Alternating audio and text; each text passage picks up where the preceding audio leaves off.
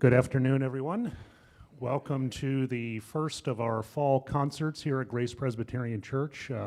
My name is Mark Burnham. I have the privilege of being the pastor here. And just a few things before we get started. There are programs, if you didn't get one in the back. It'll tell you about the program today. And then there's also some programs back there that show the rest of the concerts for the rest of the fall as well. We'd love to have you join us. Some just basic things. If you've got a cell phone, which most of us do, and you haven't turned it on silent yet, let's not embarrass ourselves later. Restrooms are directly through the door you came in, just to the right. You'll see there are 2 restrooms available back there. Also in the back there is a basket there. If anybody would like to make a donation, you're not required to, but if you'd like to make a donation that helps to fund the concert series, we would certainly appreciate that very much. So on your sheet, you've got all the information you need for the concert today. I'm going to invite Sharon, who's a pianist, and she's going to introduce our wonderful musicians for today. Also, as she's coming up, I do want to again thank Jumi Kim, our music director, for organizing the concerts and the series. Thank you, Jumi. Very good. Hi, everyone. My name is Sharon Lee Kim. I'm the pianist of Ensemble Ari. And Jumi, yes, thank you so much for inviting us and having us perform here. We're so happy to be here in this cold sanctuary when it's hot outside. I'm sure we will warm up. I'm a little cold right now, but we will warm up soon. I want to introduce my friends here. Ju Yeon is our guest violinist. She's here with us today, and Sarah Hong on the cello is here. As they come up, as my colleagues come up, I'll just tell you a few words about Rachmaninoff's trio. I'm sure everyone has heard of Rachmaninoff, right? Yes. One of the most famous Russian composers, classical composers of the Romantic era. And you hear tons of romanticism in this piece, lots of passion, lots of rolls and chords that, phrases that go up and down, and you'll feel the sadness. This piece is called Trio Elegique, which means elegy. And so it was said that this first trio he wrote was in his early years when he was a student. He wrote this in honor of an older friend and a mentor, honoring this person, and it was a musical elegy for this friend. He wrote another trio. The second trio is also another elegy, Trio Elegique number 2, and that was in honor of Tchaikovsky, another famous composer that I'm sure we've all heard of. It starts off very gloomy, and in my score, it starts off by saying lento lugubre, which means, I had to look it up too, it's been a while. Lento means slow, lugubre means dark and gloomy. So it's not so dark and gloomy outside, but you can probably close your eyes and imagine the gloominess, the sadness. And then there's some turmoil you'll hear in the middle of the piece, and then it ends with a sad, slow funeral march. But don't worry, the program brightens up towards the end. I hope you enjoy it.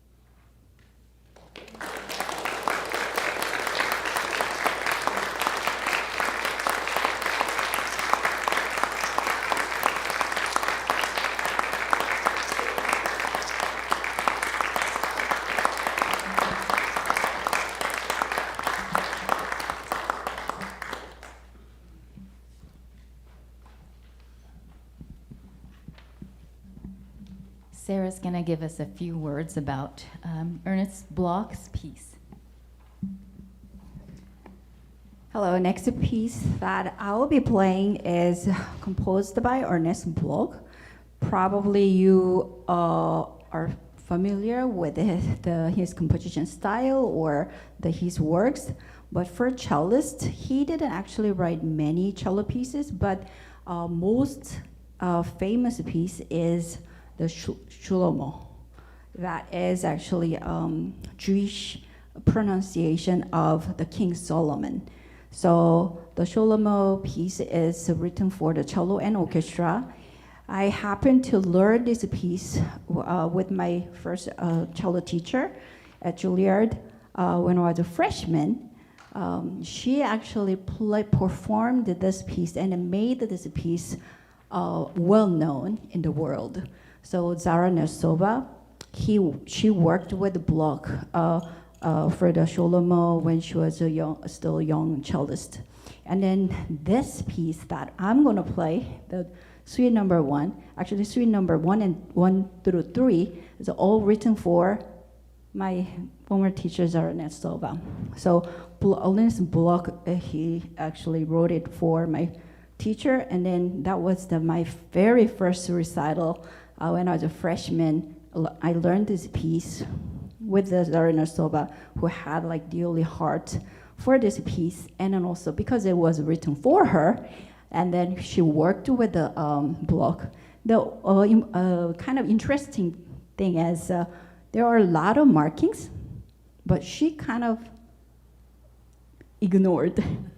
Ignored it, gave me like all different kind of bows and all different kind of markings. I was kind of confused.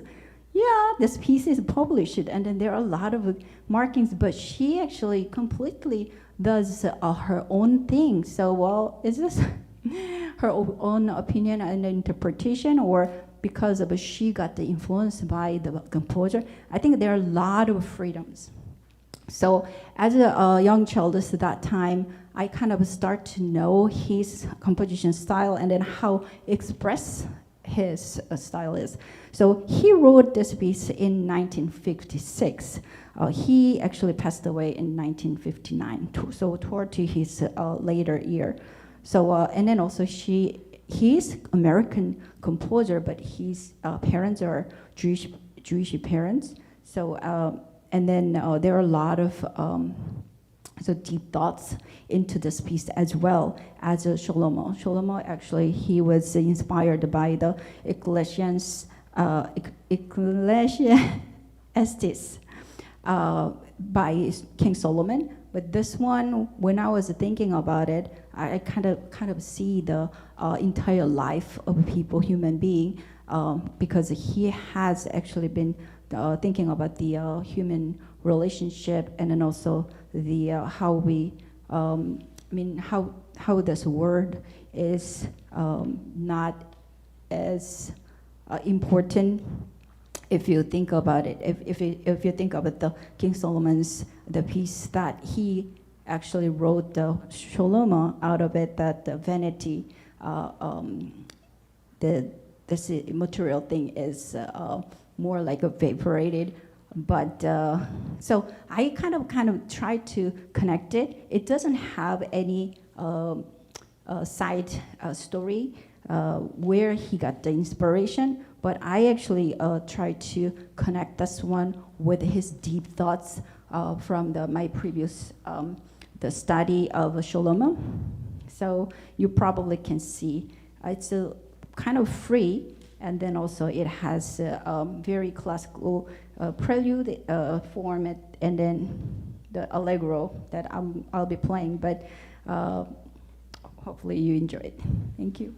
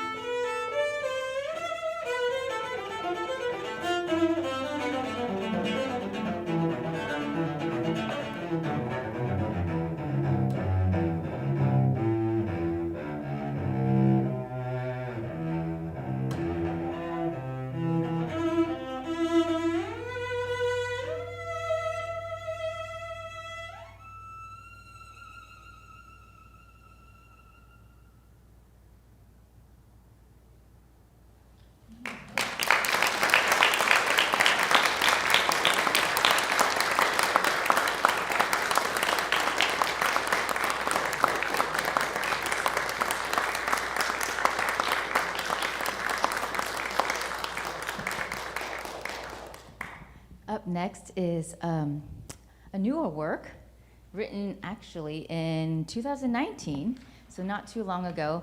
This piece is titled The Usual, Unusually, which I think is a very unusual title. And I totally encourage you to giggle, laugh, smirk while we play. That's totally fine, because it made us laugh when we were rehearsing this. It was first premiered in January of 2020, and actually I couldn't make the concert at that time, so my good friend and colleague performed in place of me, and I sat in the audience and I listened and I thought, how silly is this that our director, Jean On, wrote a piece kind of making fun of Haydn, one of Haydn's piano trios. And actually it was a piano trio that we, Ensemble Ari, performed, and it was with harpsichord. I played on harpsichord in one of the concerts, and then I played on piano in another concert. And this specific Haydn trio, which I can't remember which one it was. Let me see if I can find the notes. No, I cannot remember which Haydn piano trio it was, but this piano trio had a lot of trills like. So our director made fun of Haydn's trio a little bit, and you'll hear that, and kind of goes overboard with the trills. So I want you to listen for that, and feel free to giggle along with us. This piece is called The Usual Unusually. Enjoy.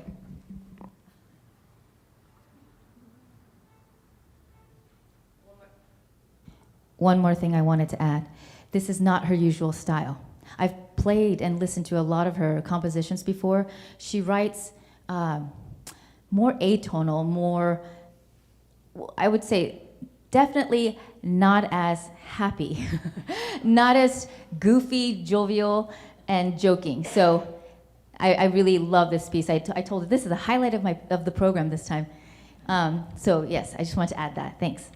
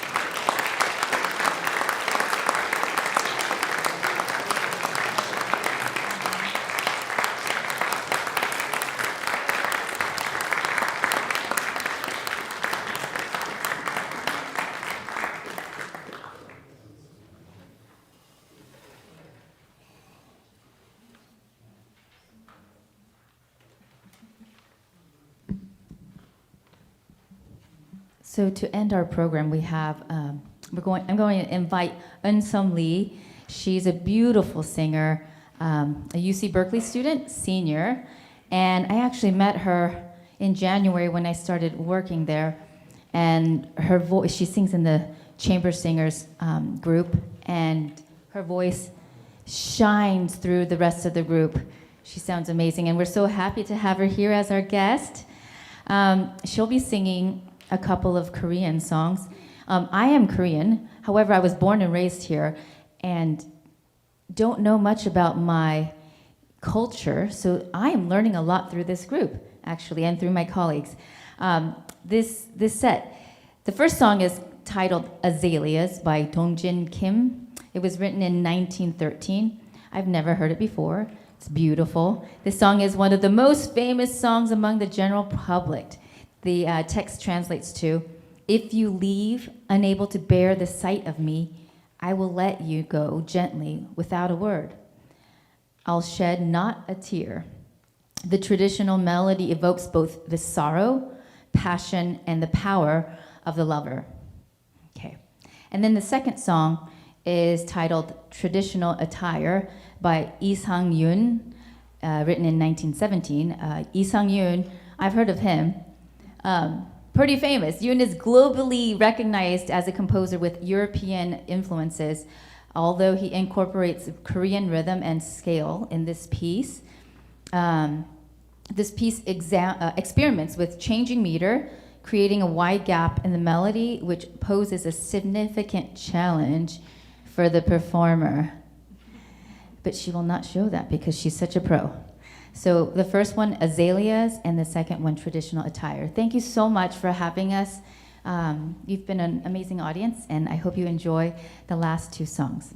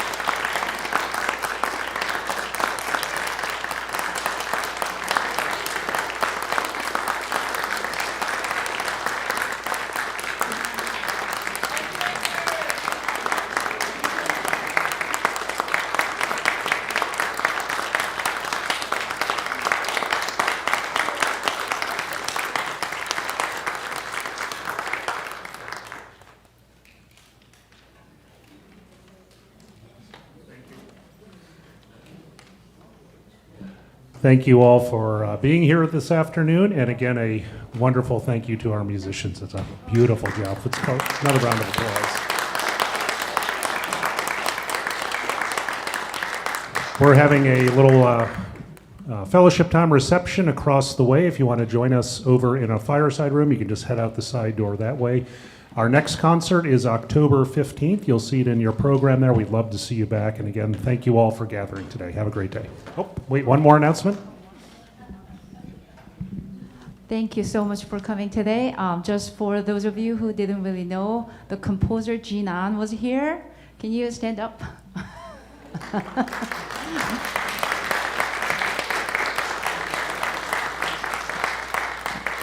Thank you so much. I hope you guys all come back in October, and then we're gonna have some opera gala concert. And I will sing some arias from various operas with bass baritone coming from Las Vegas. And then we're gonna have some duets and then solos. Thank you.